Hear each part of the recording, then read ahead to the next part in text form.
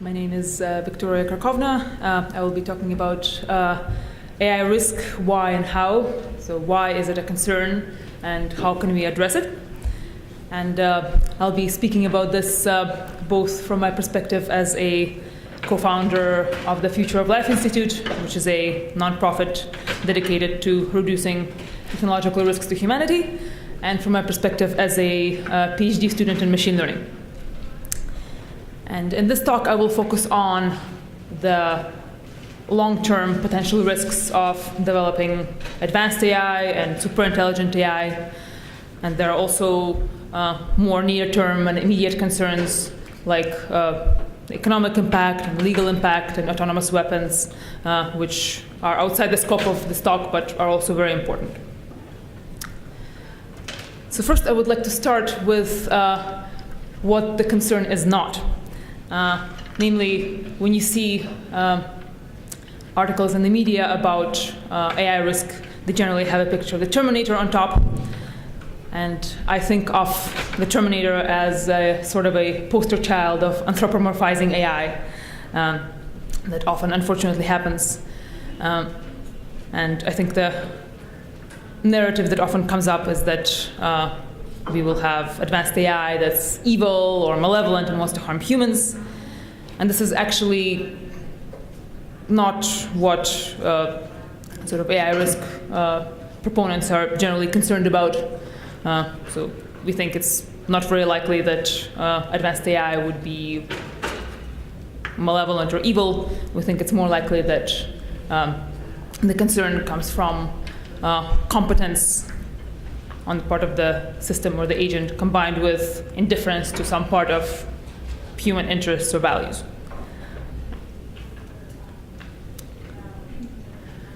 So why is there so much buzz about AI and AI risk lately?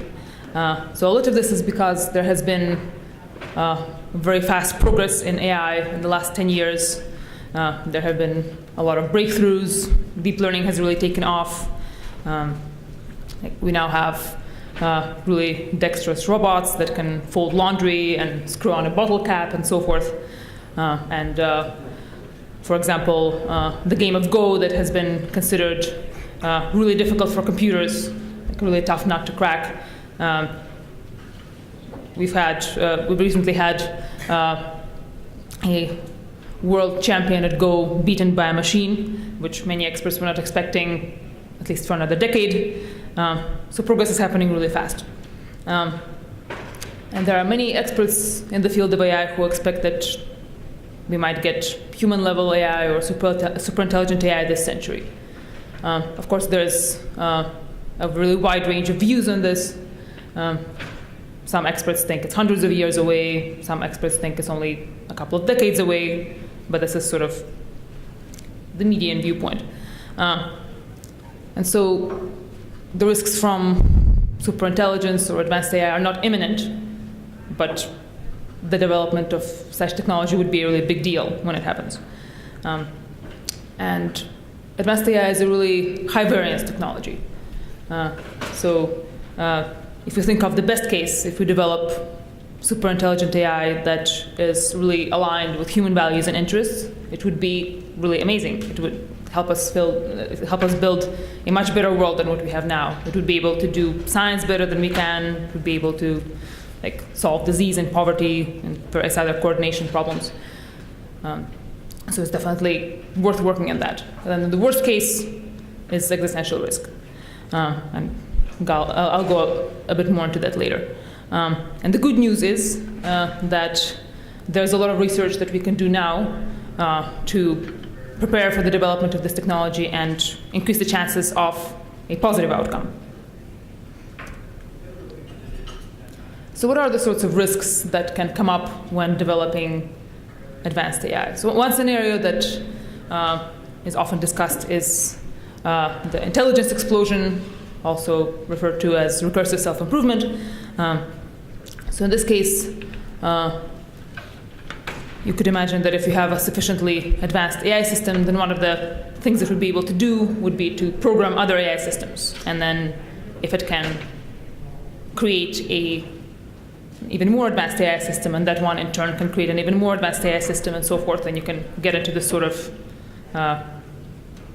loop of recursive self-improvement, and after a few iterations of that, you could end up with an AI system that's like far outstrips human intelligence, and then humans would sort of no longer be in control of things.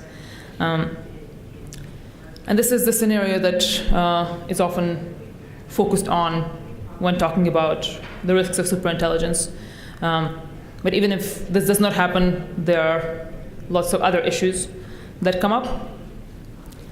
So there's the problem of dangerous instrumental objectives, where no matter what the let's say the superintelligent AI system is actually optimizing for, whether it's trying to compute all the digits of pi or cure cancer or whatever, there are certain sub-goals that are always useful to pursue, like acquiring more resources, for example, computing power, like self-preservation, or avoiding being shut down, because if it is shut down, then its objectives are less likely to be achieved.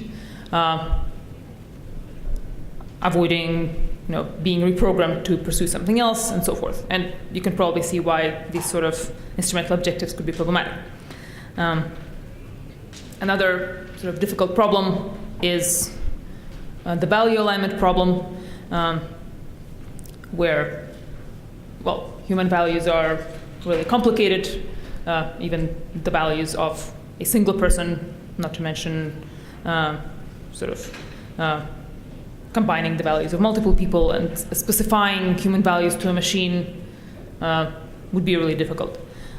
And in particular, something that can happen is if we try to specify human values to a machine and we get it wrong, and we omit some sort of aspects or variables that turn out to be important, then the optimization process can set those variables to extreme values.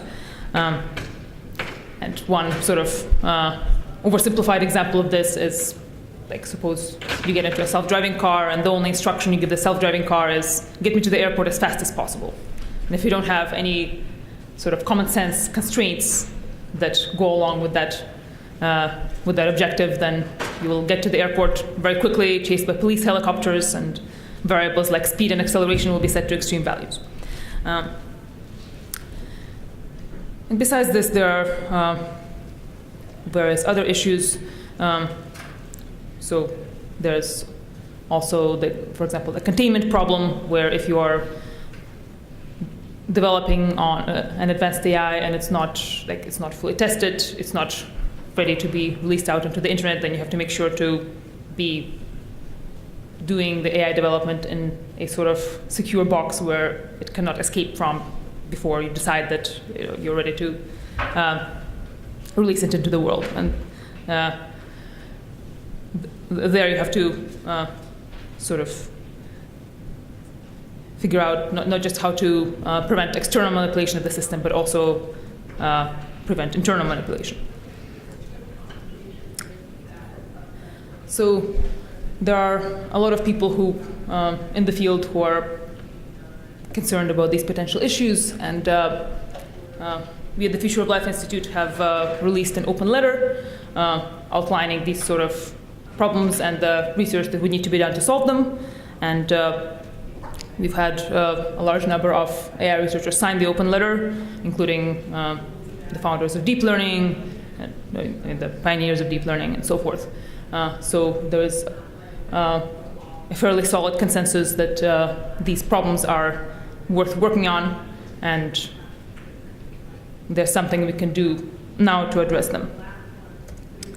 In particular, these are the research priorities that we outline in the open letter, and they go into 4 broad categories: verification, validity, security, and control. So in the verification area, you ask, did I build the system right? Did I build the system according to specification with as few bugs as possible? Can it be provably verified that the system behaves according to specification? In the validity area, it's sort of the flip side question of, did I build the right system? does the specification actually correspond to what we want? Because as usual, AI systems do what they're programmed to do, but which doesn't necessarily turn out to be what we want. And that's where you go into the value learning problem that I mentioned earlier. There's a security area of how to prevent external or internal manipulation. So there's a lot of work on the containment problem, anomaly detection, and so forth. And then there's the control problem of, well, I built the system wrong.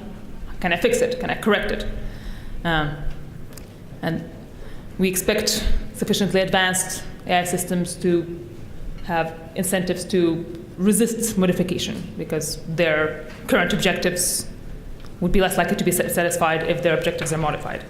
And there's work in the areas of interruptibility and corrigibility, of how to create systems that don't have the incentive to avoid being shut down and reprogrammed. And FLI is actually running a research grant program to make this research happen. This was announced last year, and we were very positively surprised with the amount of interest from the research community in doing this research. We actually got applications from around 300 research teams to work on these research problems, and unfortunately we could not fund most of these, but I think there's a general sort of high level of interest in working on these problems, and grants were awarded to 37 of these teams, and this research is happening right now. So here are just a few examples of the research projects.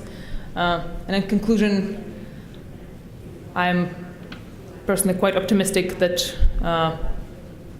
there's a lot we can do to increase the likelihood of a positive outcome with AI.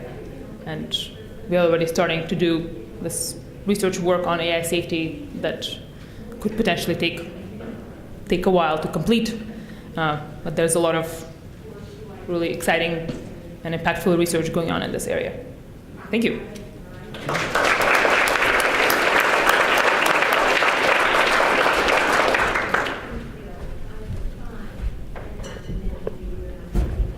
So as I said,